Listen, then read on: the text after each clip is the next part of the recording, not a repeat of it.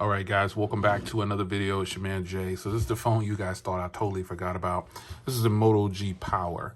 Now, the Moto G Power is a device that, it pretty much hit the scene running and with just fantastic battery life. I think I'm able to get 15 to 17 hours of screen on time with this device. But it's more than just about the screen on time and things like that.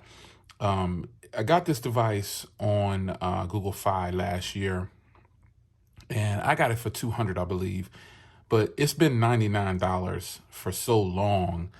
And if you didn't grab it at this point, you just didn't want a big battery, big screen, good cameras, with a few shortcomings when it comes to power and performance. But you just didn't want this type of device. And, I respect that. But this has a 6.4-inch IPS LCD display, 1080 by 2300. It's running Android 10.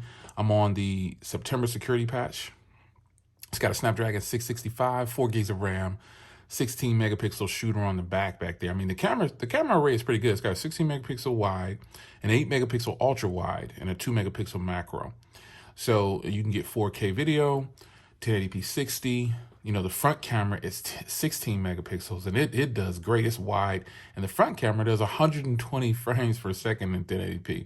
Stereo speakers. This is a lot of phone for 99 bucks.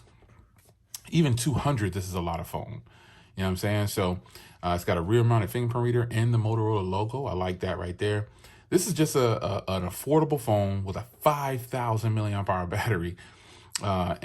It's got fast charging. It's pretty much a well-rounded, affordable mid-range device.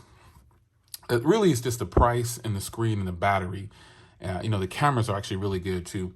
But this phone, you could have gotten it for $99. The recording of this video, I don't know when you guys are going to see this, but you can see the date there, December 20th. I think it's still $99 on Fi.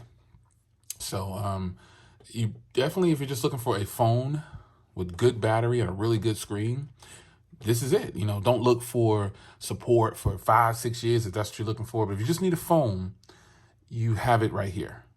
So talking about the screen, let me turn off airplane mode and turn on Wi-Fi, and then we'll go to a video or something like that.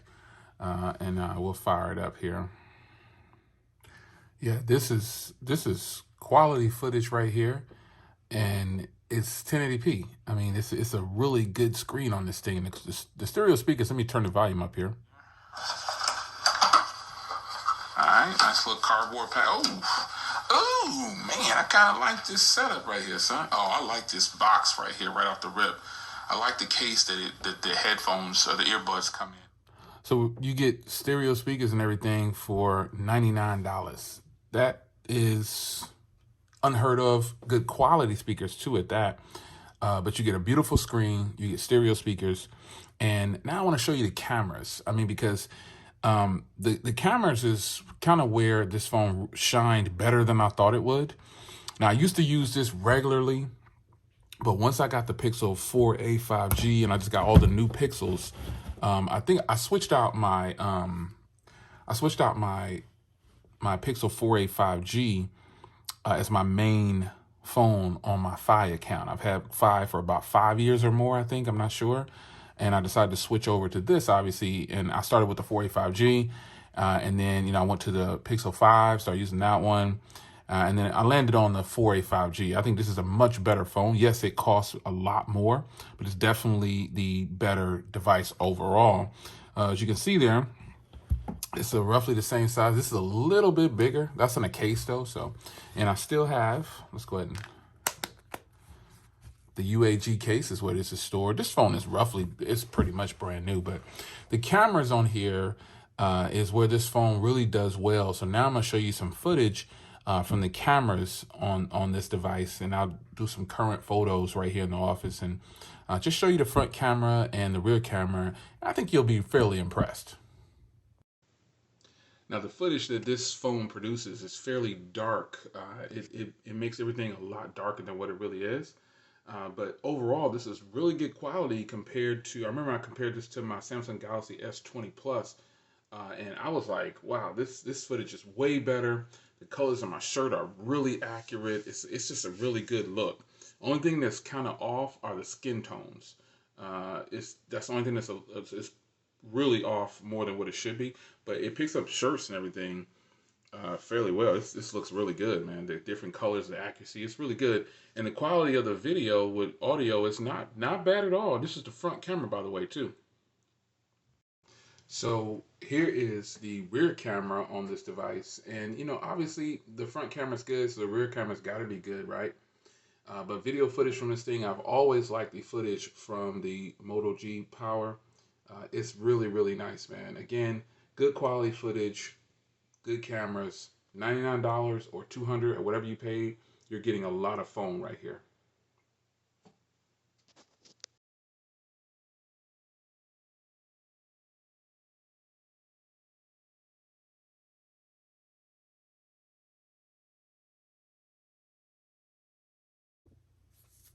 So there you can see the camera footage, definitely really good for a phone at this price point. It's just really good. And there's no if you buy this phone, you shouldn't have any complaints about the cameras. Now the where the phone falls short is pretty much software and processing. This does have a Snapdragon 665, so it's not using this for a while, and it's got 4 gigs of RAM too, so it felt really fast when I first got it. I'm pretty sure if I start to use this daily again on my Fi account or just with any account, I'll definitely be able to feel some type of way about the way it performs. But just firing it back up here after all this time and just kind of giving it a quick run through, if I'm being honest, it feels a little sluggish compared to pretty much all the phones that I've purchased since I bought this phone. But overall, it's fairly speedy, not the fastest when it's phone, like starting up the camera is like, there's a delay when I start up the camera sometimes. And then also there's a delay when I'm trying to view like I'll shoot a video and I try to play it, and it takes about 10 to 25 seconds to get to that screen. But ultimately though, this is what you get for a 665 processor with 4 gigs of RAM. So that one hadn't loaded up yet, but it's a speedy phone for what it is. And I think the software isn't bad at all. It's just the processor inside and the RAM might be getting used up a little bit. But this is still a great phone. Battery life definitely is good on this thing. When I was using this regularly, I got between 15 and 17 hours of screen on time. If you want to measure screen on time, I try not to. Screen on time isn't really the way I measure phones anymore. I measure about how long it's going to be off the charger. And this phone stays off the charger a long time, at least 2 to 3 days with that 15 hours of screen on time, roughly. It is just hard to kill this phone.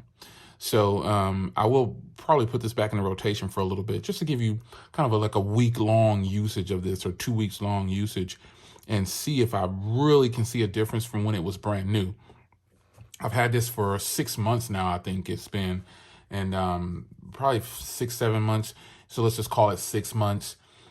So I need to put this back in rotation for at least 2 weeks, and then give you another follow-up. More than likely is what I'll probably do. But for now, I wanted to show you guys that a lot of you guys asked about the Moto G Power and if I still like it, if it's still a good phone. Well, yeah, it's a good phone, and I still like it. And I think that anyone who didn't buy this for 99 bucks, well, you really missed out on a great deal. And that's just how it goes down. It's the Moto G Power, man. Really good phone still, and I think you'll enjoy it if you decide to pick it up. It's your man Jay. I'm out.